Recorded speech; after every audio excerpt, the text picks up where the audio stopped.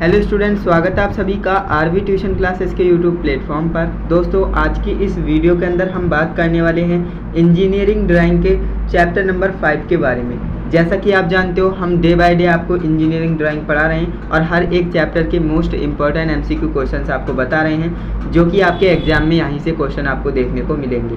जैसा कि आप जानते हो, आपकी इंजीनियरिंग ड्राइंग में 6 क्वेश्चन आपको आपके एग्जाम में देखने को मिलेंगे। हालांकि इसमें आपको अलग से पास नहीं होना पड़ता है, लेकिन आपके ये जो 6 क्वेश्चन है ना, यानी कि हर एक क्वेश्चन 2 नंबर का, तो इस तरह से आपके 12 नंबर हो जाते हैं और ये नंबर आपके जो है स्कोर को बूस्ट करने में मदद करते हैं। आज की इस वीडियो में हम चैप्टर नंबर 5 के मोस्ट इंपॉर्टेंट एमसीक्यूज़ को देखेंगे। अगर आपने इससे पहले की वीडियोस को नहीं देखा है तो आप कैसे देख पाएंगे?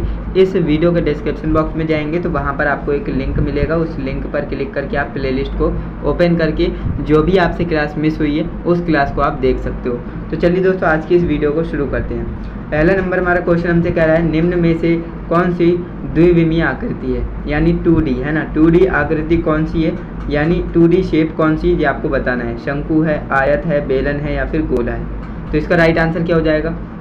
बिल्कुल सही, इसका राइट आंसर हमारा ऑप्शन नंबर बी होगा, आयत है ना। आयत क्या होता है? तो 2D होता है ना। आयत आपका 2D होता है। नेक्स्ट आपका क्वेश्चन है, न्यून कोण का मान क्या होता है, तो यह हमें बताना है। 90 डिग्री से कम, 90 डिग्री से अधिक, 180 डिग्री एवं 270 डिग्री के बीच, या फिर इनमें से कोई नहीं। तो इसका राइट आंसर क्या हो जाएगा? तो यहाँ पर इसके राइट आंसर की बात करें तो न्यून कोण कैसा होता है? न्यून कोण जो है 90 से कम होता है। तो ऑप्शन नंबर ए आपका राइट आंसर हो जाएगा। क्लियर? ये तो काफ़ी आसान क्वेश्चन है, जो कि आपने मैथमेटिक्स में पढ़ ही रखे होंगे, है ना, बचपन में आराम से, है ना। तो चलिए अब हम आगे बढ़ते हैं, नेक्स्ट क्वेश्चन देखते हैं, जो कि हमारा 3 नंबर क्वेश्चन है।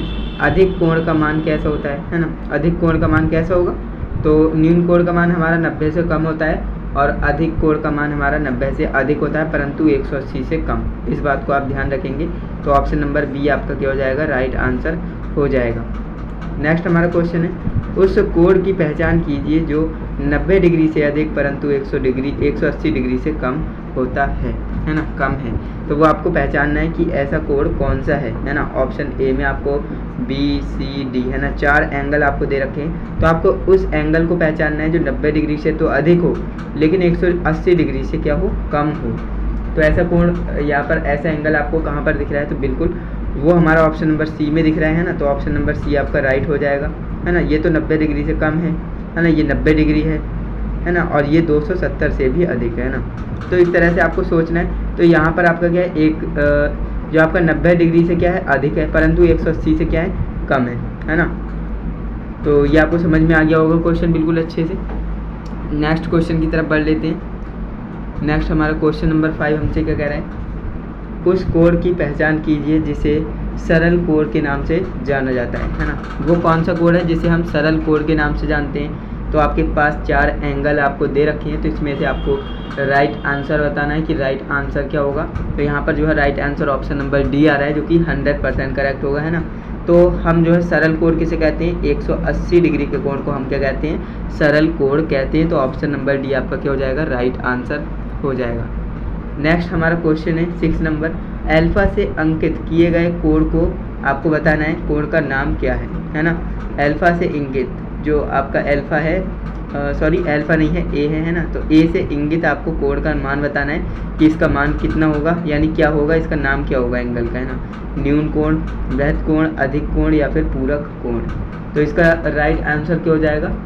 तो बिल्कुल यहाँ पर जो है right answer option number B देखने को मिल रहा है, बृहद कोण। इसका जो है राइट आंसर हो जाएगा। तो ऑप्शन नंबर बी हमारा करेक्ट आंसर होगा।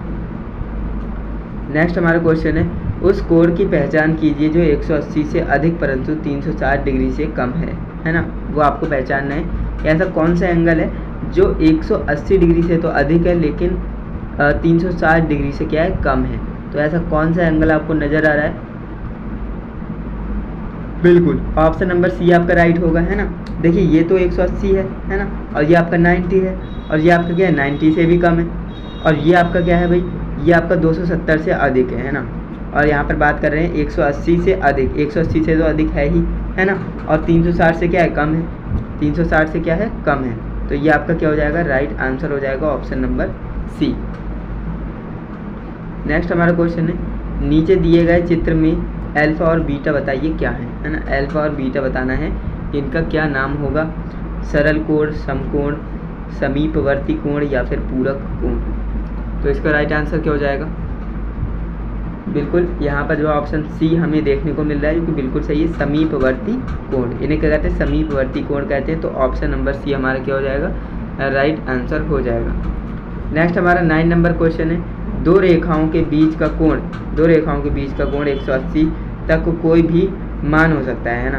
दो रेखाओं के बीच का कोण 180 तक कोई भी मान हो सकता है। इनमें कोटि पूरक कोण कौन सा है? सही उत्तर का आपको चुनाव करना है। तो कोटि पूरक आपको कोण चुनना है। कोटि पूरक कोण कौन सा है इसका आपको बताना है राइट आंसर।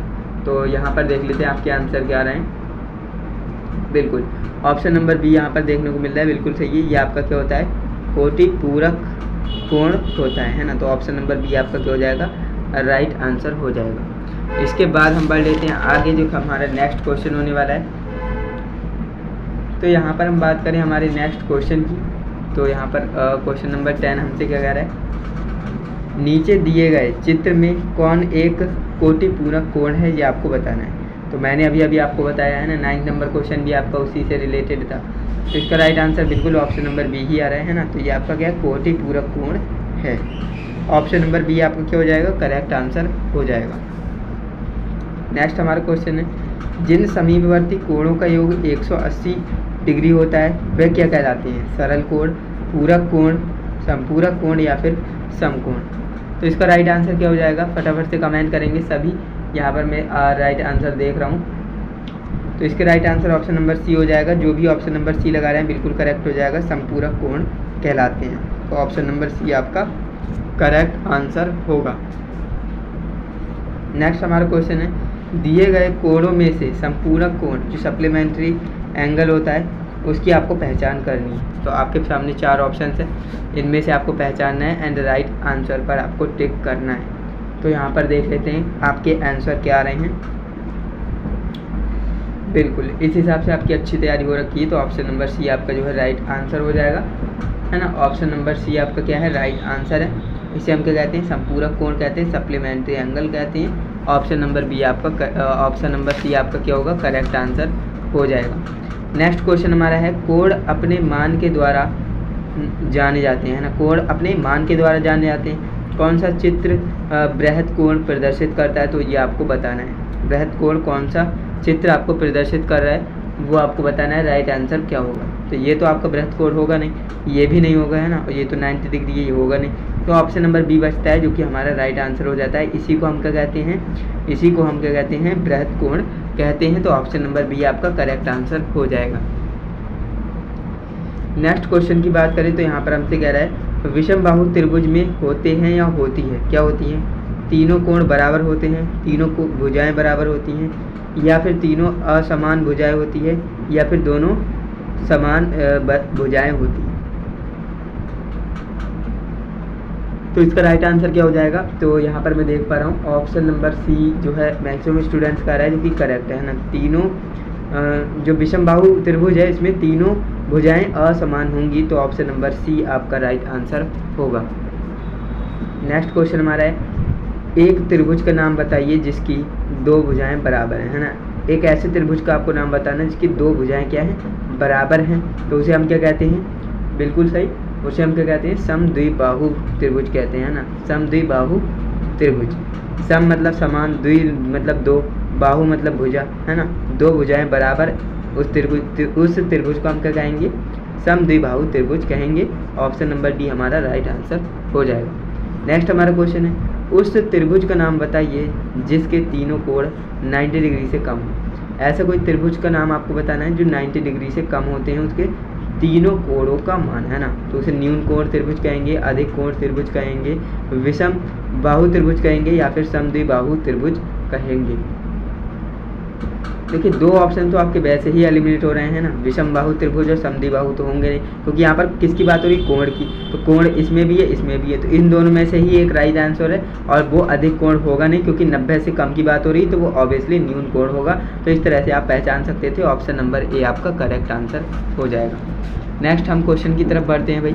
नेक्स्ट हमारा क्वेश्चन है, इस चैप्टर में थोड़े से ज़्यादा क्वेश्चन दिए गए हैं ना, तो इन्हें आपको अच्छे से समझना है। नेक्स्ट हमारा क्वेश्चन है, चित्र में दिखाए गए त्रिभुज का नाम आपको बताना है। यह जो आपको त्रिभुज चित्र दिखाया गया है, इस त्रिभुज का क्या नाम है वो आपको बताना है। समद्विबाहु त्रिभुज, अधिक कोण त्रिभुज, या फिर समद्विबाहु त्रिभुज, या फिर समबाहु त्रिभुज।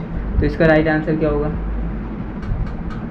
बिल्कुल, इसका नाम हो जाएगा विषमबाहु त्रिभुज। विषमबाहु त्रिभुज, क्योंकि यहाँ पर कोई भी भुजाएं बराबर नहीं है, सारी की सारी भुजाएं छोटी बड़ी है। तो ऑप्शन नंबर डी आपका राइट होगा, विषमबाहु त्रिभुज। नेक्स्ट हमारा क्वेश्चन क्या है, हमसे कह रहा है। तो नेक्स्ट हमारा क्वेश्चन है, निम्न चित्र में किस प्रकार का त्रिभुज दर्शाया गया है, ये आपको बताना है। तो इस त्रिभुज को देखने के बाद आप बता पा रहे होंगे कि इसका नाम क्या होगा। बिल्कुल, इसे हम क्या कहेंगे? समबाहु त्रिभुज कहेंगे। अब समबाहु त्रिभुज क्यों कहा? सम मतलब समान, बाहु मतलब भुजाएं। अब देखिए ये सबकी सब भुजाएं कैसी हैं? बराबर हैं। ये डबल आपको इस तरह से दिख रहा है ना, इसे हम बराबर के लिए ही लगाते हैं, यानी कि तीनों बराबर हैं, तो हम इसे समबाहु त्रिभुज कहेंगे। ऑप्शन नंबर डी हमारा करेक्ट आंसर हो जाएगा। यहाँ तक आपको कोई भी समस्या नहीं होगी। नेक्स्ट क्वेश्चन हमारा है, निम्न में से कौन सा अधिक कोण त्रिभुज है, वो आपको बताना है कि अधिक कोण त्रिभुज क्या है ना? अधिक कोण त्रिभुज क्या है, तो वो आपको राइट आंसर में बताना है। तो देखिए ये तो आपका अधिक कोण त्रिभुज नहीं है, ना ही आपका ये अधिक कोण त्रिभुज होगा, है ना, और इसमें तो दो भुजाएं बराबर है, ये नहीं होगा। तो आपका राइट आंसर ये होना चाहिए, option number D. Okay, next हमारा क्वेश्चन है, चतुर्भुज के चारों कोणों का योग होता है, कैसा होता है? 180 डिग्री, 280, 270 डिग्री, 360 या 300 डिग्री। चतुर्भुज के चारों कोणों का योग होता है, तो कितना होता है ये आपको बताना है। तो देख लेते हैं यहाँ पर आपके आंसर क्या आ रहे हैं। बिल्कुल 360 डिग्री होता है ना, 360 डिग्री होता है। तो ऑप्शन नंबर सी आपका क्या होगा? करेक्ट आंसर होगा। नेक्स्ट आपका क्वेश्चन है, वर्ग के विकर्ण किस कोण पर एक दूसरे को समद्विभाजित करते हैं? तो इसका राइट आंसर क्या होगा? 180 डिग्री, 90 डिग्री, 60 डिग्री और 120 डिग्री। तो इसका राइट आंसर हमारा ऑप्शन नंबर बी होगा, 90 डिग्री। वर्ग के विकर्ण की बात हो रही है ना। विकर्ण क्या होता है? आप देखिए इस तरह से आप करेंगे, तो ये आपका क्या है? विकर्ण है। विकर्ण जो है कहाँ पर जो है एक दूसरे को समद्विभाजित करते हैं? तो 90 डिग्री पर करते हैं, है ना। तो ये आपको बताना था। ऑप्शन नंबर बी आपका करेक्ट आंसर हो जाएगा। नेक्स्ट आपका क्वेश्चन आपसे कह रहा है, वह चतुर्भुज जिसकी दोनों विपरीत भुजाएं बराबर तथा समांतर हैं और चारों कोण समकोण हैं, तो क्या कहलाएगा? वह समलंब चतुर्भुज कहलाएगा, वर्ग कहलाएगा, समांतर चतुर्भुज कहलाएगा, या फिर आयत कहलाएगा? तो वो हमारा क्या कहलाएगा? आयत कहलाएगा, है ना, आयत कहलाएगा। क्योंकि देखिए वह चतुर्भुज जिसकी दोनों विपरीत भुजाएं यानी कि आमने सामने की भुजाएं बराबर हैं, उसे हम क्या कहते हैं? आयत कहते हैं। और साथ में हमसे कह रहा है कि समांतर भी है, बिल्कुल समांतर है ना। आयत में क्या होती है? समांतर होती है। और कह रहा है कि चारों कोण समकोण है ना, यानी कि 90 डिग्री पर है। देखिए ये भी है ना, तो ये हमारा क्या होता है? आयत होता है। आयत की प्रॉपर्टी को कवर कर रहा है, तो ऑप्शन नंबर डी हमारा राइट आंसर हो जाएगा। यहाँ तक आपको समस्या नहीं होनी चाहिए। नेक्स्ट हमारा क्वेश्चन है, नीचे दिए गए चित्र में सम चतुर्भुज है ना की पहचान करनी है। सम चतुर्भुज कौन सा है, तो उसे हमें पहचानना है। तो इसका आपको राइट आंसर बताना है कि सम चतुर्भुज कहाँ पर आपको दिख रहा है। तो देखिए ये तो आपका आयत है ना, और बात करें यहाँ पर ये आपका ट्रायंगल है ना, ये नहीं होगा। ऑप्शन नंबर बी आपका करेक्ट होगा, सम चतुर्भुज है ना, सम चतुर्भुज आपका ऑप्शन नंबर बी करेक्ट हो जाए। नेक्स्ट क्वेश्चन की तरफ बढ़ लेते हैं। नेक्स्ट हमारा क्वेश्चन हमसे कह रहा है कि जो कि काफ़ी लंबा चौड़ा क्वेश्चन है, विपरीत भुजाएं बराबर तथा समांतर होती हैं तथा विपरीत कोण बराबर होते हैं, विकर्ण बराबर नहीं होते परंतु एक दूसरे को समद्विभाजित करते हैं। इस आकृति का सही नाम बताइए, क्या होगा? देखिए कितना अच्छा मज़ेदार क्वेश्चन है। विपरीत भुजाएं बराबर तथा समांतर होती हैं, है ना। विपरीत भुजाएं क्या हैं? समांतर हैं और बराबर हैं, है ना। विपरीत कोण क्या हैं? बराबर हैं, परंतु विकर्ण बराबर नहीं है ना। तो एक दूसरे को समद्विभाजित भी कर रहे हैं, तो ऐसी आकृति का नाम क्या होगा? तो बिल्कुल उसका नाम होगा समांतर चतुर्भुज, है ना, समांतर चतुर्भुज। तो ऑप्शन नंबर डी हमारा राइट आंसर हो जाएगा। देखिए इसमें हमसे कह रहा है कि कौन सी आकृति वर्ग को प्रदर्शित करती है ना, वर्ग को। तो वर्ग में क्या कंडीशन होती है? चारों भुजाएं बराबर होती हैं। तो इसकी चारों भुजाएं बराबर हैं, आप कहेंगे नहीं। इसकी चारों भुजाएं बराबर हैं, आप कहेंगे नहीं। इसकी चारों भुजाएं बराबर हैं, आप कहेंगे बिल्कुल भी नहीं, है ना। मैं कहूँगा इसकी चारों भुजाएं बराबर हैं, आप बिल्कुल कहेंगे कि ये इसके बराबर है ना। सभी एक दूसरे के बराबर है ना, सभी चारों भुजाएं क्या है, बराबर हैं। ऑप्शन नंबर ए आपका राइट आंसर हो जाएगा। क्लियर है, बिल्कुल। नेक्स्ट हमारा क्वेश्चन है, नेक्स्ट हमसे कह रहा है कि उस चतुर्भुज का नाम बताइए जिसमें विपरीत भुजाएं समांतर और बराबर हैं परंतु कोण उसके क्या नहीं है, बराबर नहीं है, समकोण नहीं है, सॉरी, कोण क्या है, समकोण नहीं है। तो वो आपको बताना है वो क्या कहलाएगा। तो वो हमारा क्या कहलाएगा, समांतर चतुर्भुज कहलाएगा, जैसे अभी मैंने आपको बताया। ऑप्शन नंबर डी हमारा राइट आंसर हो जाएगा। नेक्स्ट हमारा क्वेश्चन है, निम्न में से कौन सी आकृति समलंब चतुर्भुज है। ये आपको पहचानना है कि समलंब चतुर्भुज कौन सी आकृति है ना। तो इसका राइट आंसर भी आप बता पा रहे होंगे, समलंब चतुर्भुज कौन सी आकृति है ना। ये जो चारों भुजाएं बराबर हैं, ये आपकी क्या है, वर्ग हो जाएगा। ये भी नहीं होगा, ये भी नहीं होगा। ऑप्शन नंबर बी आपका करेक्ट हो जाएगा। जो भी ऑप्शन नंबर बी लगा रहे हैं बिल्कुल उनका 100% करेक्ट आंसर होगा। नेक्स्ट हमारा क्वेश्चन है, यदि किसी समांतर चतुर्भुज का संलग्न कोण समकोण है तो निम्न में से कौन सा कथन सत्य है, ये आपको बताना है। चतुर्भुज एक समचतुर्भुज होता है, चतुर्भुज एक वर्ग होता है, चतुर्भुज एक आयत होता है, चतुर्भुज एक समलंब चतुर्भुज होता है। तो हमें सही वाला कथन पहचानना है कि कौन सा सही कथन है, एंड इसके बाद हम उसे टिक करेंगे। तो बिल्कुल चतुर्भुज एक आयत होता है। ऑप्शन नंबर डी हमारा राइट हो जाएगा, चतुर्भुज एक आयत होता है। नेक्स्ट क्वेश्चन की तरफ बढ़ लेते हैं। नेक्स्ट क्वेश्चन हमारा है, चतुर्भुज उनके आकार से जाने जाते हैं, इसमें चतुर्भुज कौन सा है ना। यानी चतुर्भुज उनके आकार से जाने जाएंगे तो इसमें हमें पहचानना है कि समचतुर्भुज कौन सा दिख रहा है आपको, है ना। तो बिल्कुल ऑप्शन नंबर सी आप कह रहे हो, बिल्कुल ऑप्शन नंबर सी आपका क्या है, समचतुर्भुज है ना। तो सी ऑप्शन आपका राइट आंसर हो जाएगा। नेक्स्ट हमारा क्वेश्चन है, विपरीत भुजाएं बराबर और समांतर हैं और विपरीत कोण बराबर हैं परंतु विकर्ण बराबर नहीं है लेकिन एक दूसरे को द्विभाजित करते हैं, है ना। तो इसका आपको नाम बताना है, राइट आंसर बताना है। तो यहाँ पर ऑप्शन नंबर ए आपको नहीं दिख रहा होगा, जो कि राइट आंसर भी नहीं है। तो आपके पास तीन ऑप्शन है, आयताकार, समलंब चतुर्भुज, समांतर चतुर्भुज। तो इसमें से आपका राइट आंसर क्या होगा, बिल्कुल आपका जो है ये और ये कट जाएंगे, यानी ऑप्शन नंबर डी आपका राइट आंसर हो जाएगा, समांतर चतुर्भुज। उसे क्या कहते हैं, समांतर चतुर्भुज कहते हैं। नेक्स्ट क्वेश्चन की तरफ बढ़ते हैं। नेक्स्ट हमारा क्वेश्चन हमसे कह रहा है कि वृत्त के उस भाग का नाम बताइए जो चाप और जीवा के द्वारा बनाया जाता है।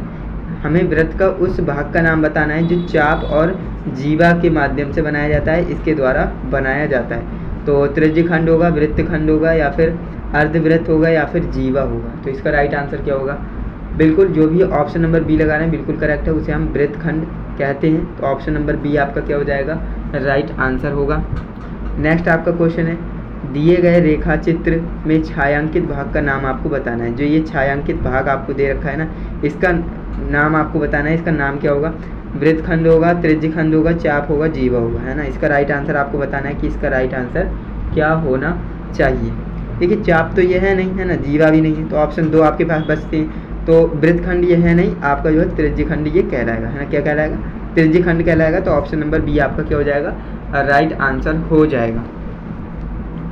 नेक्स्ट हमारा क्वेश्चन हमसे कह रहा है कि निम्न चित्र में वृत्त के छायांकित भाग का नाम आपको बताना है कि इसका छायांकित भाग का नाम क्या होगा, है ना। ये जो आप देख रहे हैं छायांकित भाग, इसका आपको नाम बताना है कि इसका नाम क्या होगा। त्रिज्यखंड होगा, वृत्तखंड होगा, जीवा और चाप।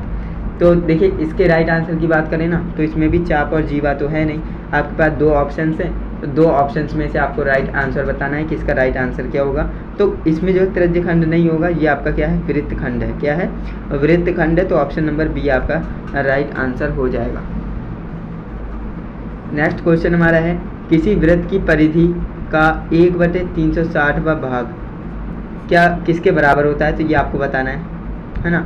तो वृत्त की जीवा के, या फिर वृत्त की त्रिज्या के, वृत्त के त्रिज्यखंड से, या फिर 1 डिग्री के किसके बराबर होगा, तो ये आपको बताना है। तो बिल्कुल वो हमारा 1 डिग्री के बराबर होता है ना। ऑप्शन नंबर डी आपका राइट आंसर होगा, वो आपका 1 डिग्री के बराबर होता है, 1/360वां भाग। ओके, याद रखेंगे बिल्कुल। नेक्स्ट हमारा क्वेश्चन हमसे कह रहा है कि नीचे दिए गए चित्र में एक्स द्वारा वृत्त का कौन सा अवयव प्रदर्शित करते हैं। ये एक्स के द्वारा जो आप दिखा रहे हैं ना, ये आप इसे क्या कहेंगे, व्यास कहेंगे, त्रिज्या, जीवा, चाप। तो इसे हम क्या कहेंगे ये आपको बताना है। इसका राइट आंसर क्या होगा। क्या इसे व्यास कहेंगे? तो आप बिल्कुल नहीं। त्रिज्या कहेंगे? बिल्कुल नहीं। चाप कहेंगे? नहीं। इसे हम क्या कहेंगे? जीवा कहेंगे। ऑप्शन नंबर सी आपका क्या होगा? राइट आंसर हो जाएगा। इसे हम क्या कहेंगे? जीवा कहेंगे। नेक्स्ट आपका क्वेश्चन है 36 नंबर। नीचे दिए गए चित्र में छायांकित भाग क्या प्रदर्शित करता है ये आपको बताना है। ये जो आप देख रहे हैं ना इतना बड़ा छायांकित भाग, ये क्या प्रदर्शित कर रहा है वो आपको बताना है। इसका राइट आंसर क्या होगा? व्यास, चाप, वृत्तखंड और त्रिज्या। तो इसका राइट आंसर आप बताइए, इसका राइट आंसर क्या होना चाहिए। तो यहाँ पर इसका राइट आंसर देख लेते हैं। बिल्कुल option number C maximum students का आ रहा है, जो कि करेक्ट है ना। ऑप्शन नंबर सी बिल्कुल करेक्ट हो जाएगा। वृत्तखंड से कहेंगे, क्या कहेंगे? वृत्तखंड से कहेंगे। चलिए इसके बाद कुछ क्वेश्चन हमारे और बचे हैं, इन्हें भी कवर कर लेते हैं फटाफट से। तो यहाँ पर बात करें नेक्स्ट क्वेश्चन की। चित्र में एक वृत्त में अन्य वृत्तों को दर्शाया गया है जिनके केंद्र अलग अलग हैं। ये वृत्त कहलाते हैं, क्या कहलाएंगे? संकेंद्रीय वृत्त, उत्केंद्रीय वृत्त, अलौग वृत्त या अपलौग वृत्त या फिर वृत्त का लोब। तो इसका राइट आंसर क्या हो जाएगा भाई? देख लेते हैं। इसका राइट आंसर आप क्या लगा रहे हैं? बिल्कुल ऑप्शन नंबर बी यहाँ पर लग रहा है, बिल्कुल करेक्ट हो जाएगा। उत्केंद्रीय वृत्त उसे कहते हैं, उत्केंद्रीय वृत्त कहते हैं। तो ऑप्शन नंबर बी आपका राइट आंसर होगा, ध्यान रखेंगे।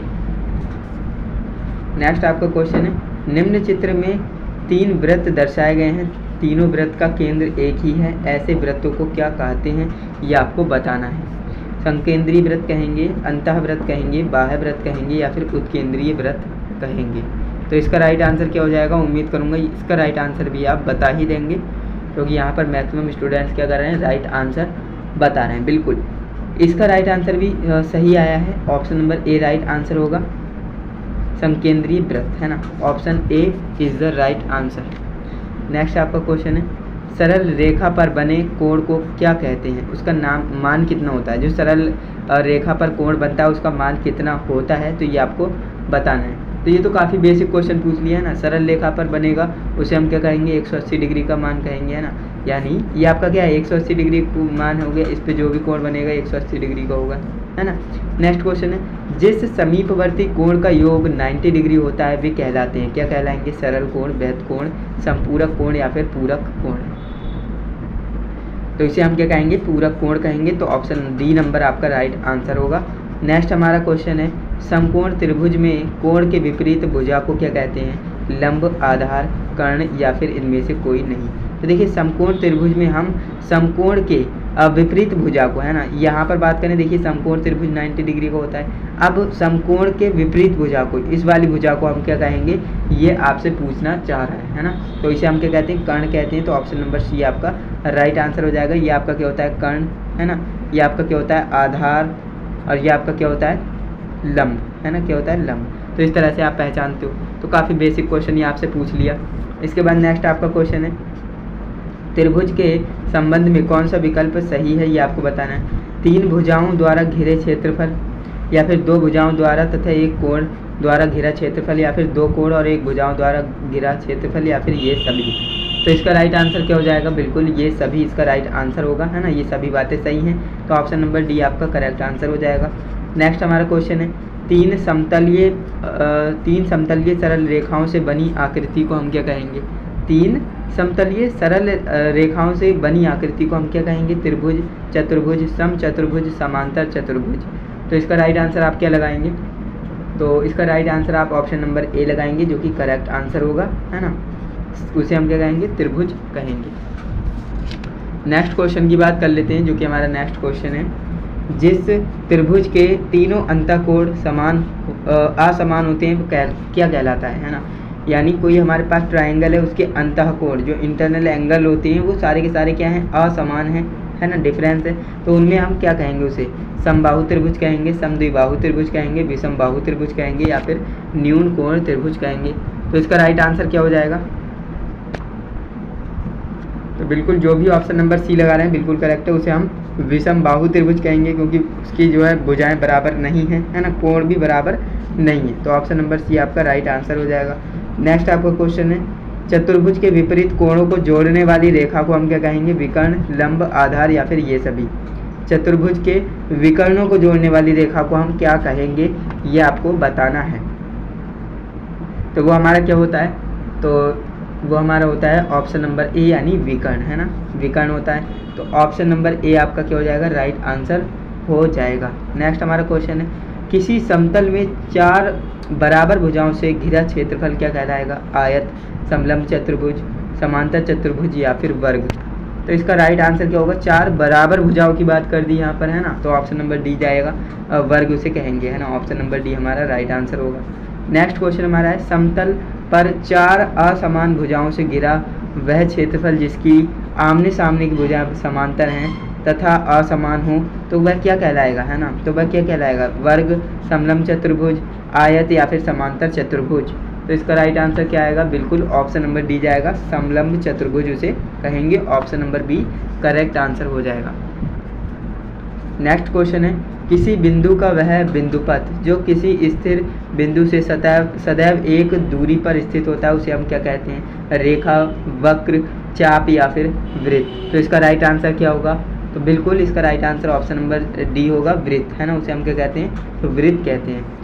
नेक्स्ट क्वेश्चन हमारा है, वह स्थिर बिंदु जिसके चारों ओर एक चल बिंदु नियत दूरी पर बनाए हुए समतलीय गति करता है उसे हम क्या कहेंगे, वृत्त का केंद्र, वृत्त की त्रिज्या, वृत्त का व्यास या फिर वृत्त की परिधि। तो इसका राइट आंसर क्या होगा, बिल्कुल ऑप्शन नंबर ए जो भी लगाना है बिल्कुल करेक्ट हो जाएगा, वृत्त का उसे केंद्र कहते हैं, ऑप्शन नंबर ए आपका राइट आंसर हो जाएगा।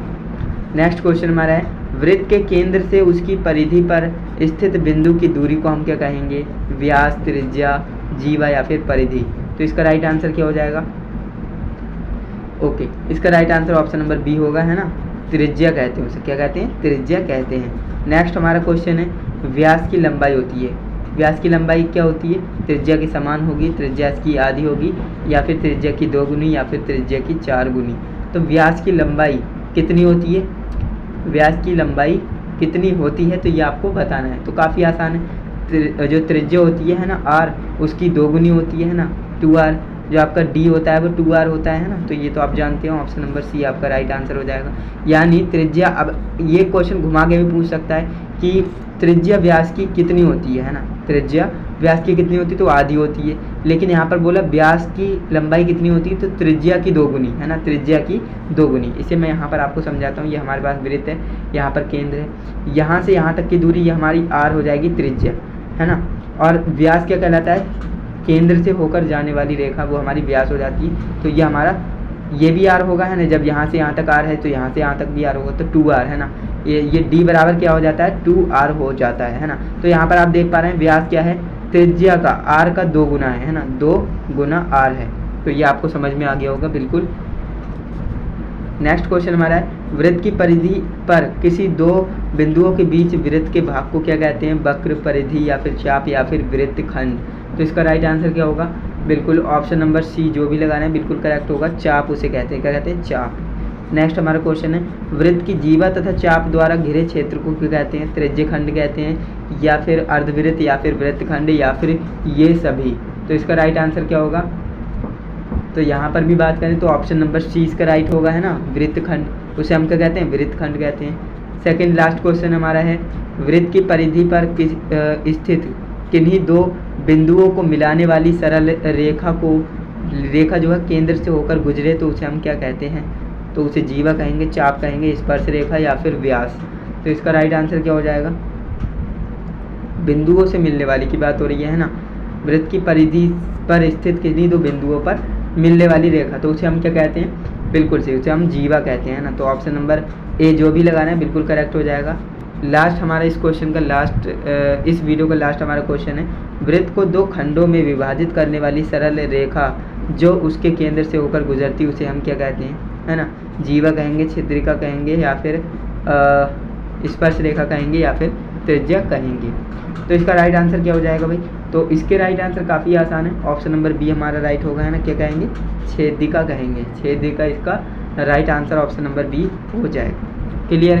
तो इस वीडियो में आपने देखा हमने टॉप के 55 क्वेश्चंस को कवर किया, जो कि इस चैप्टर में थोड़े से ज़्यादा क्वेश्चन थे, वरना मैक्सिमम जो चैप्टर आपके हैं ईडी में उसमें तो आपके 25 क्वेश्चन ही दिए हैं, इससे ज़्यादा नहीं दिए हैं। लेकिन इस वीडियो में थोड़े ज़्यादा क्वेश्चन थे जो कि मैंने आपको सभी क्वेश्चंस को एक्सप्लेन किया है। अगर आपको ये वीडियो अच्छी लगी तो वीडियो को लाइक कीजिए, हमारी मेहनत आपको अच्छी लगी तो वीडियो को लाइक ज़रूर कीजिएगा। एंड अगर आपके दोस्त भी ITI कर रहे हैं, एग्ज़ाम उनका आने वाला है, उन्हें भी इस वीडियो को शेयर कर दीजिए जिससे कि उन्हें भी फ़ायदा हो सके। और हाँ, इस चैनल से जुड़ जाइएगा, क्योंकि इस चैनल को अगर आप सब्सक्राइब कर लेंगे तो आने वाली वीडियोस की नोटिफिकेशन आपको मिलेगी, आपसे कोई भी क्लास मिस नहीं होगी।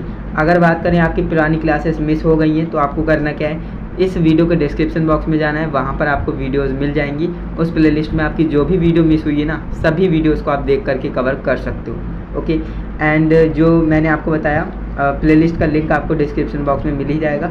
आज की इस वीडियो में मैंने आपको 55 क्वेश्चंस बताएं, तो आप मुझे कमेंट करके बताइए कि आपके 55 में से कितने सही गए थे, है ना, जिससे कि मुझे पता लग पाए कि आपका कितना स्कोर आ रहा है एंड आपकी तैयारी किस लेवल की हो रखी है। ओके, तो कमेंट में अपना स्कोर ज़रूर बताइएगा। तो चलिए दोस्तों, आज के लिए बस इतना ही। मिलते हैं नेक्स्ट इंटरेस्टिंग इन्फॉर्मेटिव वीडियो के साथ। तब तक के लिए जय हिंद, वंदे मातरम।